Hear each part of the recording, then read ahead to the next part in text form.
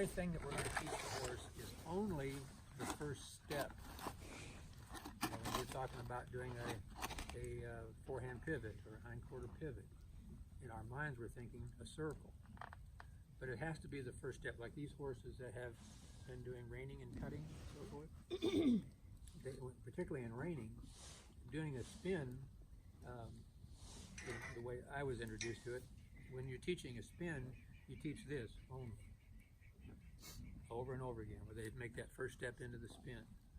And when we want to speed, once you can do that, and then this happens, and then this happens, and then this happens, and now you have the rotation that takes place, but you have to teach the first step, and then the second step, and then back to the first step, and then the second step, and then the third step, and so forth. Now when you're teaching the speed of the spin, a lot of times somebody will try to push a horse through to make them spin faster. But for the horse, they're just trying to accomplish the foot placement of this decision. So when you're teaching it to go faster, you go one step, one step, one step, one step, all the way through. There's usually 4 to 5 steps to create the full spin. And you speed up the last step, not the first step. So the horse is going through, and all of a sudden they feel that energy moving. They finish kind of quickly. And every time you come around then, now you're going to start finishing that last step a little quicker. When that horse starts to realize I got to finish this quicker, now you ask the last 2 steps, and so on. You're working backwards to get to the speed of it. So when we're the things we're going to do through this day, a lot of it can be repetitious. It will be repetitious. Can be boring sometimes to the person because they are still thinking, "Oh man, he's doing it."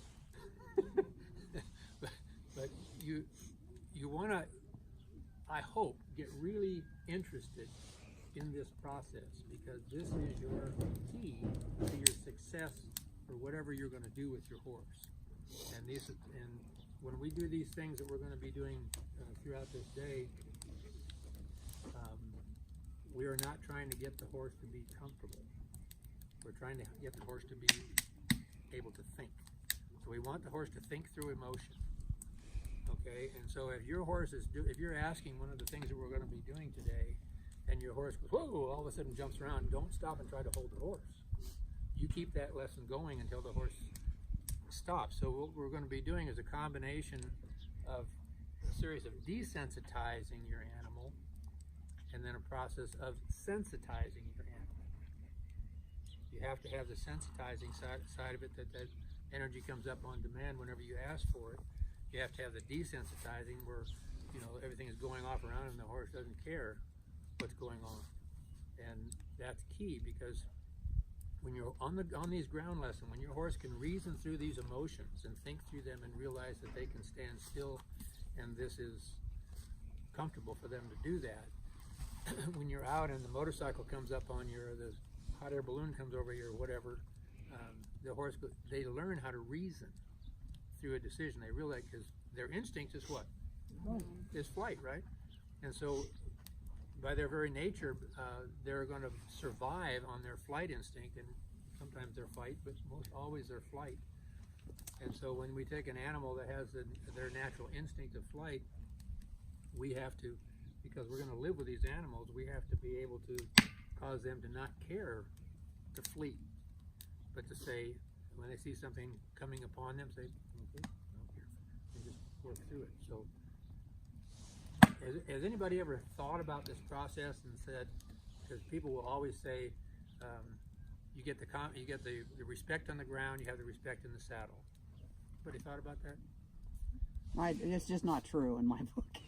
It is, but it isn't. Well, you have to transition that from the ground to the saddle, and that sometimes is hard. And you'll hear groundwork exercises spoke of, that you take the groundwork to the saddle. Okay, so when we're doing these exercises we're going to be doing, the question's going to come up. Well, I'm in the saddle, I've got the reins. How does this transfer over? Anybody have an idea how it transfers over?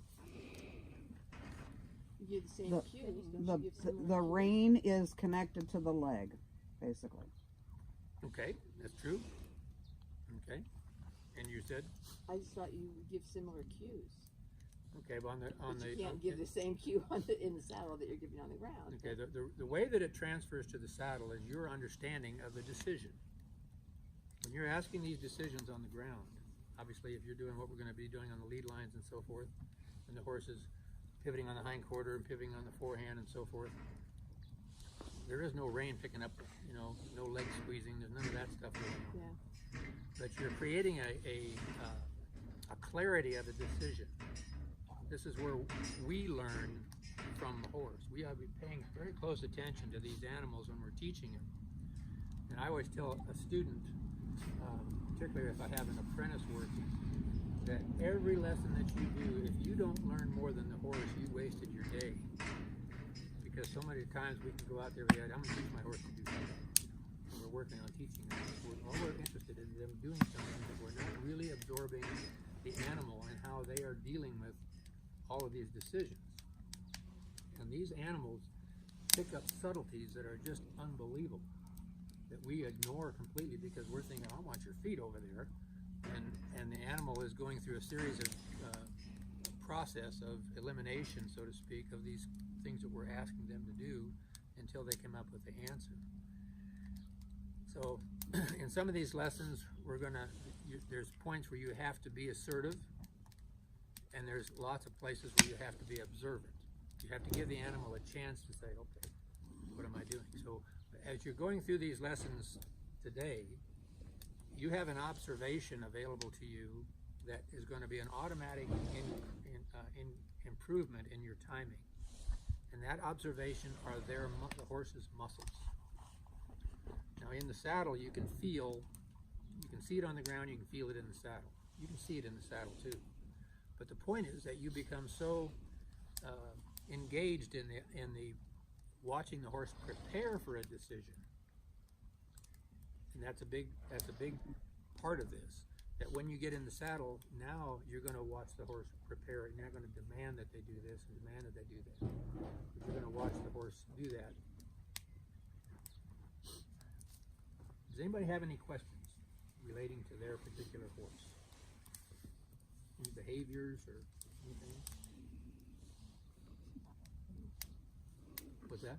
Oh, got a visitor over there. Is my horse loose? Oh, whiskey, you're causing trouble again. I did that.